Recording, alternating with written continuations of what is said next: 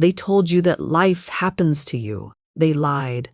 In 1925, a forbidden truth was whispered in the shadows of the elite, a secret so potent it was scrubbed from the textbooks of the common man. It reveals that your mind is not a witness to reality. It is its architect. You are not living in a world. The world is living inside of you. And today I'm going to show you how to make it obey. Listen closely. The year was 1925. While the world focused on the industrial machine, a small circle of mystics rediscovered a law older than time itself. They found that the solid world you touch, the problems you face, and the limitations you feel are nothing more than a delayed reflection. Think of your life as a mirror. When you stand before a mirror and see a frown, you do not reach out to the glass to force the reflection to smile. You know that is impossible. To see a smile in the glass, you must first feel the warmth of one on your own face.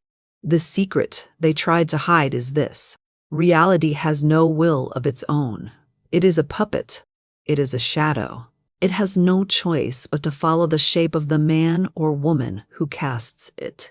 You have been taught to wait for proof before you believe. You wait for the money to feel wealthy. You wait for the love to feel chosen. You wait for the healing to feel whole. But the 1925 secret reverses the flow of the universe. It tells you that feeling is the secret language that the fabric of space-time obeys. To change your life, you must move into the state of the wish fulfilled now. You must walk through your day with the silent, inner conviction that what you seek has already found you. When you assume the feeling of your desire, you create a psychic vacuum. The universe cannot tolerate a vacuum. It must rush in to fill the space you have created in your soul with physical form. This is not hope. This is mental mechanics. Do not argue with the senses. If your eyes tell you that you are lacking, acknowledge the shadow, but return to the light. The 1925 masters called this the silence. In the quiet of your mind, you must become the person you dream of being. You must wear the feeling of success like a silk robe until it no longer feels new, until it feels natural. When your inner world becomes more real to you than the outer world will crumble and rearrange itself to match your vision. It is not a matter of if, it is a matter of law. You are the operator of the most powerful force in existence. Stop asking for permission to be great. Start assuming the throne. The secret is no longer forbidden. It is yours. Wake up. The mirror is waiting for you to smile. What if I told you that you have never actually seen the world? That every mountain you've climbed, every face you've loved, and every tragedy you've endured was never actually outside of you? There is a hidden law, a silent mechanism of the universe that most people spend their entire lives shouting against, never realizing that the world is not a solid wall, but a shimmering, liquid mirror. For nearly a century, this specific understanding of the mental mirror was ignored, suppressed by a world obsessed with the physical. But in 1925, a shift began, a forbidden realization that reality does not dictate your thoughts. Your thoughts dictate reality. You are not a victim of your circumstances. You are the architect of the very light that illuminates them. Take a breath and settle into the stillness of this moment. For what I am about to share with you is not mere philosophy. It is the key to the prison cell you didn't even know you were inhabiting. We have been conditioned to believe that life happens to us. We believe that we must react to the news, react to our bank accounts, and react to the way others treat us. But the great secret of 1925 reveals that reacting to the outside world is like standing in front of a mirror and trying to force the reflection to smile while you are still scowling. You can reach out and touch the glass. You can scream at the image. You can try to paint a smile over the reflection. But the glass is cold and indifferent. It can only ever show you what you are. To see a smile in the mirror, the change must happen in the one who stands before it. This is the law of the mental reflection. And once you understand its mechanics, the world ceases to be a battlefield and becomes a playground. In the early 20th century, voices like Florence Scovel Shinn began to whisper a truth that the industrial world wasn't ready to hear. She spoke of life not as a battle to be won, but as a game of giving and receiving. She understood that your subconscious mind is like a vast, fertile field, and your words and thoughts are the seeds. If you plant lack, you cannot harvest plenty. If you plant fear, you cannot harvest peace. Most people spend their days sowing seeds of weeds and then crying out to the heavens when their garden is overgrown with thorns. They ask, "Why is this happening to me?" not realizing that the universe is simply being obedient. It is a perfect servant. It is a faithful mirror. If you tell the universe, "I am lonely," the mirror must reflect loneliness. If you tell the universe, "I am struggling," the mirror must reflect struggle. It is not punishing you. It is simply agreeing with you. This is the secret of the 1925 mental reflection. It is the realization that the out there is a delayed projection of the in here. Think of your consciousness as a high-powered cinema projector. Your deep-seated beliefs, those core assumptions you hold about who you are and what the world is like, are the film slides. The light of your awareness shines through these slides, and the result is projected onto the 3D screen of your life. When you don't like the movie, you don't run up to the screen and try to tear the images off the fabric. You go back to the projector room. You change the slide. But how does this work in the physical brain? Why does the world seem so stubbornly real if it is just a projection? The answer lies in a hidden mechanism of your biology known as the reticular activating system, or the RAS. This is the gatekeeper of your perception. At every single second, your senses are bombarded with millions of bits of information, far more than your conscious mind could ever process. To prevent you from going insane with sensory overload, the RAS filters out everything it deems unimportant. And how does it decide what is important? It looks at your dominant thoughts and beliefs. If you believe the world is a dangerous place where people are out to get you, your RAS will scan the environment and highlight every scowl, every rude gesture, and every threat, while completely ignoring the acts of kindness and the opportunities for growth. You literally see a different world than someone who believes the world is a place of infinite abundance. You are both looking at the same landscape, but your filters are creating two entirely different realities. You are not seeing the world as it is. You are seeing the world as you are. This isn't just ancient mysticism or psychological theory. It is the bridge where the spiritual meets the scientific. Consider the famous double-slit experiment in quantum physics. Scientists discovered that at the most fundamental level of reality, subatomic particles exist in a state of pure potential, a wave of all possible locations, until they are observed. The moment a conscious observer looks at the particle, the wave collapses into a single, solid point of matter. This suggests that the very act of observation creates the object. Your attention is the creative force of the universe. When you focus on a problem, you are literally collapsing the wave into more of that problem. When you withdraw your attention from the problem and place it on the solution, or better yet, on the feeling that the solution has already arrived, you are commanding the quantum field to rearrange itself. The mirror must change because the observer has changed. So, how do you use this? How do you stop being a slave to the reflection and start being the master of the image? It begins with the technique of mental alchemy, the shift from statements to questions. Most people try to use affirmations, saying, "I am wealthy, while their subconscious mind screams, "No, you're not." This creates a friction that the mirror reflects as more confusion. Instead, use the power of the divine question. Start asking your mind, "Why is it that everything is working out for me so perfectly now? Why am I finding so much abundance in unexpected places? Why do I feel so deeply loved and supported by the universe?" When you ask a question, your ego steps aside, and your subconscious mind and the RAS begin to work overtime to find the answer. They begin to scan the mirror of reality for evidence to support your question. You are essentially hacking the projector, but there is a specific time when the veil between the worlds is thinnest, a time when the mirror is most plastic and ready to be reshaped. This is the night technique, the 60 seconds before you drift into sleep. As you lie in the darkness, your brainwaves slow down, moving from the analytical beta state into the receptive alpha and theta states. This is the moment when the door to the subconscious mind swings wide open. This is not the time to replay the stresses of your day or worry about tomorrow's bills. To do so is to cast a shadow over the next day's reflection before it has even dawned.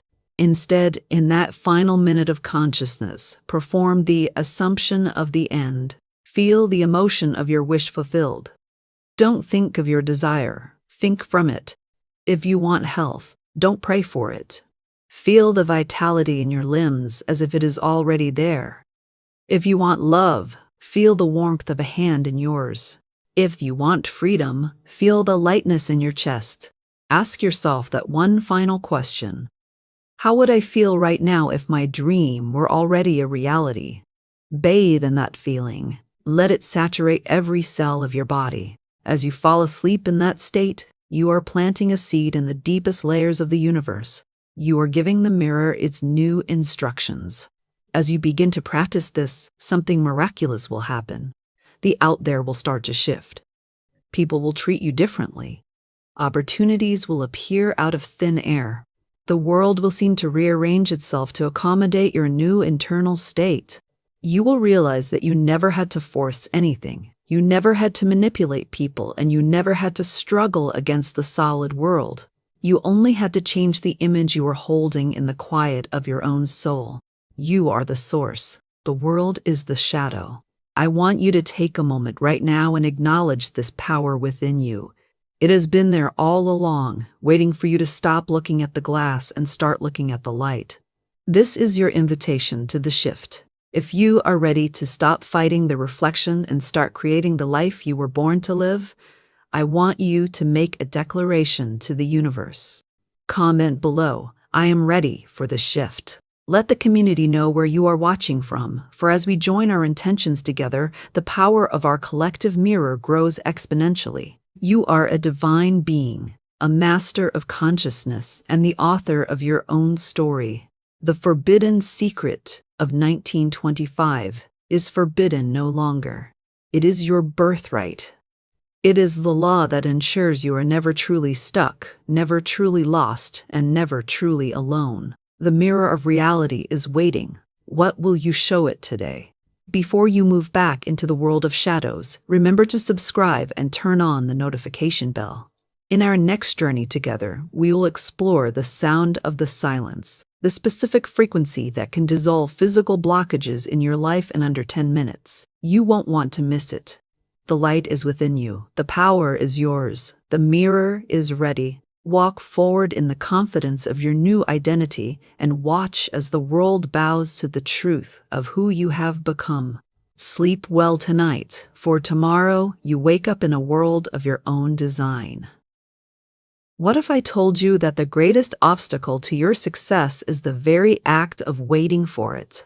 There is a hidden law, a mechanical certainty of the universe that most people spend their entire lives violating, unknowingly pushing their desires further away with every moment of waiting. For nearly a century, a specific technique was ignored by the masses, a technique that reveals that proof does not create belief. It is your belief that forces the proof to appear. You have been taught to look for evidence before you trust, but the forbidden truth of 1925 whispers the opposite. If you wait to see it before you claim it, you will never truly possess it. For decades, this wisdom was tucked away in the journals of mystics and the private libraries of the world's most influential minds. It was overlooked because it seemed too simple, or perhaps because it was too dangerous to the established order. This is the law of assumption. It is the understanding that time is not a linear road you walk down, but a vast, eternal now, where every version of you already exists. The version of you that is wealthy, the version of you that is healed, and the version of you that is deeply loved are not in the future. They are here, in this room, vibrating at a different frequency. You don't travel to them, you tune into them. The legendary Florence Scovel Shinn once spoke of life as a great game, a game of giving and receiving. She taught that the subconscious mind has no sense of humor and no ability to judge. It is like a giant high-definition recording device that takes whatever you tell it as absolute truth. Most people play the game poorly because they are constantly describing what is. They say, I am broke, I am tired, I am lonely. And the subconscious, like a faithful servant, says, your wish is my command, and goes about rearranging reality to confirm those statements. Shinn's insight was revolutionary. You must learn to walk the floor of your house as if you are already the person you dream of being. You must speak the language of the end before the beginning has even arrived. The hidden mechanism behind this is far more than just positive thinking. It is a biological and metaphysical restructuring of your experience. Inside your brain sits a cluster of nerves called the reticular activating system, or the RAS. This is your perception filter. It is the secretary of your mind, deciding which of the millions of data points hitting your senses actually make it to your conscious awareness. When you assume a new identity, when you truly believe you are successful, you give the RAS a new set of instructions. Suddenly, it begins to highlight opportunities that were always there but were previously invisible to you. It notices a conversation, a phone number, a creative spark, or a hidden path that your old self would have walked right past. You aren't making things happen. You are finally allowing yourself to see the things that are already happening for you. Your belief system is the lens through which reality is focused. If the lens is cracked, the world looks broken. If the lens is gold, the world glows. This is where the ancient mysteries find a bridge to modern science. In the realm of quantum physics, the famous double-slit experiment showed us that subatomic particles behave differently when they are being watched. Without an observer, they exist as a wave of probability. They are everywhere and nowhere at once. But the moment a conscious observer looks at them, they collapse into a single, solid point of matter. What does this mean for you? It means that your life is a field of infinite waves of probability. There is a wave where you are a master of your craft, and a wave where you are struggling. Your assumption, the inner conviction of who you are, is the act of observation. By assuming the feeling of your wish fulfilled, you are collapsing the wave of that specific reality into physical form. You are not waiting for the universe to give you permission. You are the one commanding the particles to stay still and become your world. To master this, you must apply the assumption method. It is not about lying to yourself. It is about telling a deeper truth. Start by identifying one thing you desire. Instead of saying, I want this, which only broadcasts a frequency of not having, go directly to the end. Ask yourself, what would the feeling be like if this were already true? Would it be excitement? Or would it be a deep, calm sense of relief? The technique is simple. Walk, talk, and breathe from that feeling of relief. When you think of your goal, don't think of it as something coming to you. Think of it as something that is already a part of your history. If the mind tries to argue, show it the mental receipt. In your imagination, see the goal as finished. If you need money, feel the texture of the paper in your hand. If you need healing, feel the strength in your muscles. The universe does not respond to your need. It responds to your identity. The most potent time to plant this identity is in the golden 60, the 60 seconds before you fall asleep. As your body relaxes, your brain enters the theta state, the gateway to the subconscious. This is the moment of the forbidden seed. As you lie in bed, do not recount the failures of the day. Do not worry about the how of tomorrow. Instead, find a short phrase that implies your desire is already a fact. Something like, isn't it wonderful? Or thank you. Repeat this phrase over and over as you drift off, letting the feeling of gratitude wash over you. In this state, your subconscious cannot tell the difference between a physical event and a vivid imagination. It accepts your assumption as an order. While you sleep, your mind begins the heavy lifting, rearranging your RAS and the quantum field to match the order you placed in those final 60 seconds. When you wake up, do not look for immediate proof. If you go to the mirror to see if it's working, you are once again acknowledging lack. Instead, walk through the day with a secret smile, knowing that the check is in the mail. Reality may take a moment to catch up to your new frequency, but it must catch up. The shadow cannot exist without the object that casts it. You are the object. Your life is the shadow. As you begin to see the first shifts, the unexpected phone call, the sudden insight, the strange coincidence, you will realize that you have finally stopped being a spectator in your own life. You have taken your seat in the director's chair. You are the one who decides which wave collapses into your day. I want to know that you are ready to stop waiting. I want to know that you are ready to claim what is yours by right of consciousness. Comment below, I am ready for the shift. Tell me, where are you watching from? We are building a global field of intention, and your voice is a vital part of this frequency. You are not a drop in the ocean, you are the entire ocean in a single drop. The law is neutral, the power is infinite, and the result is certain. The version of you that has everything you ever dreamed of is waiting for you to simply say, I am. If this message resonated with your soul, make sure to hit the like button and subscribe. It tells the algorithm that this frequency is important. In our next video, we will dive into key point number 3. Feeling is the secret language. We will reveal the exact heart-brain coherence technique that bridges the gap between thought and matter. Don't just watch your life happen. Assume the greatness you were born for. The shift has already begun. I'll see you in the next one. What if I told you that the universe is stone deaf to your words?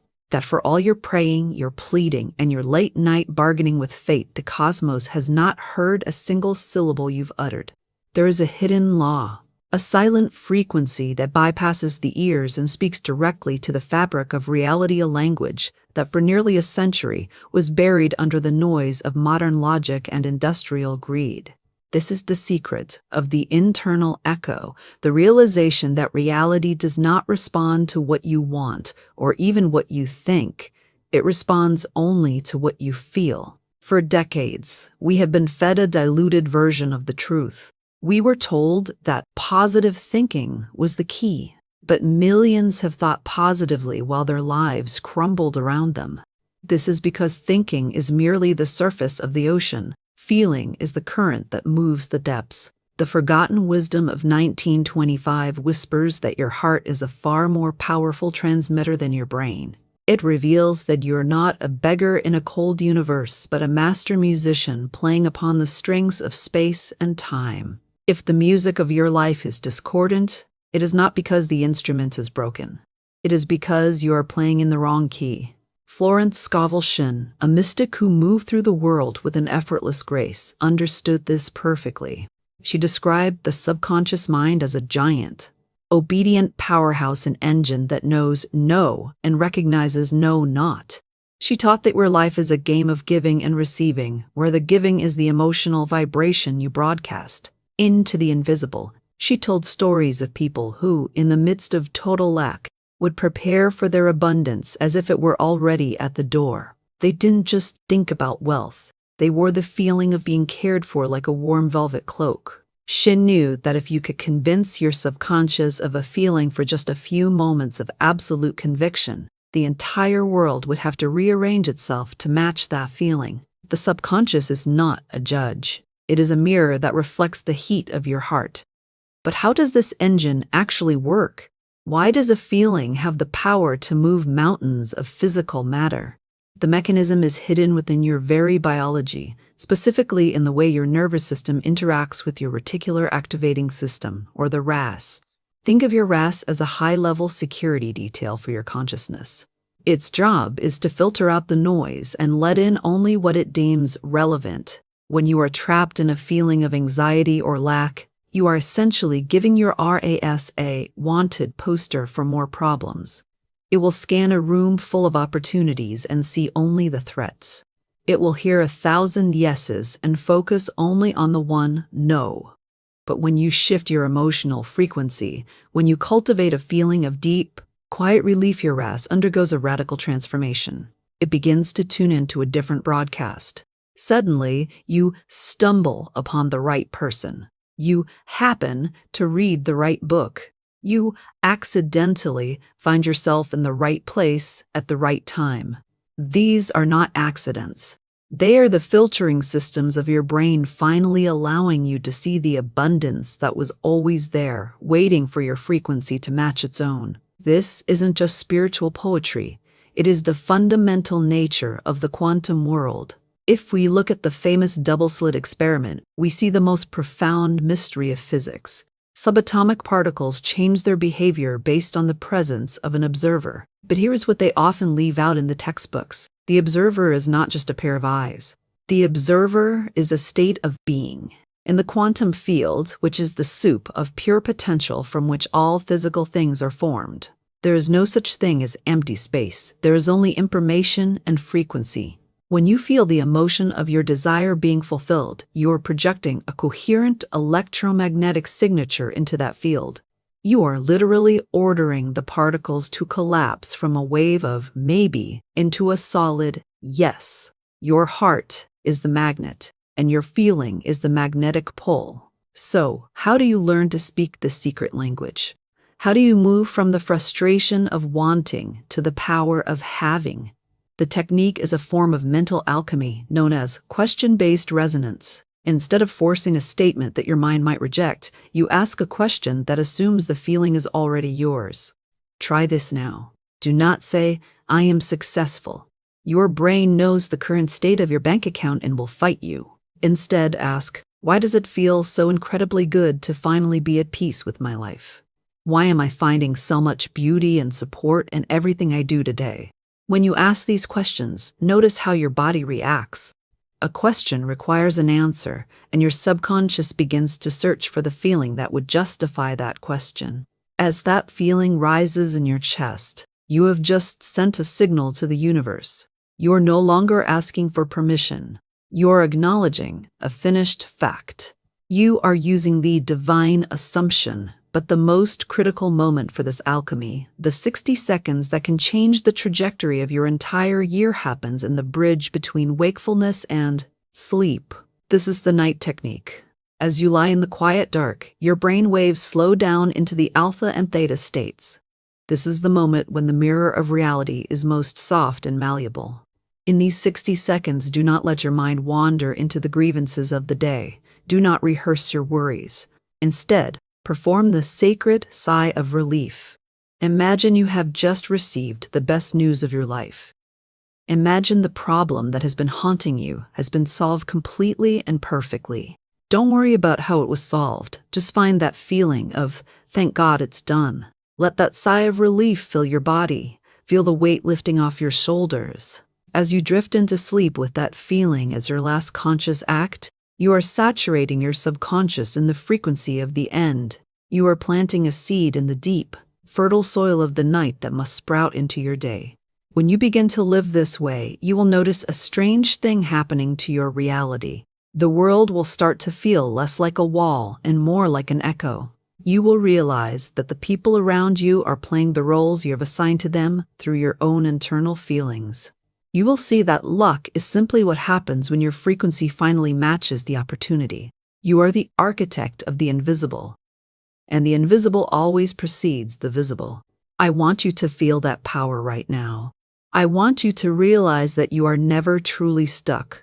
You are only ever tuned to a specific station, and you have your hand on the dial. If you are ready to stop begging for change and start broadcasting it, I want you to make a commitment to your new frequency. Comment below, "I am ready for the shift," and let me know where you're watching from. We're building a global resonance of transformation. You are a divine creator, and the silence of the universe is not a lack of interest. It is a blank canvas waiting for the brushstroke of your feeling. The Boden secret of 1925 is the keys to the kingdom, and the gate is your own heart. Walk through it. Before you go, make sure to like this video and subscribe to this channel.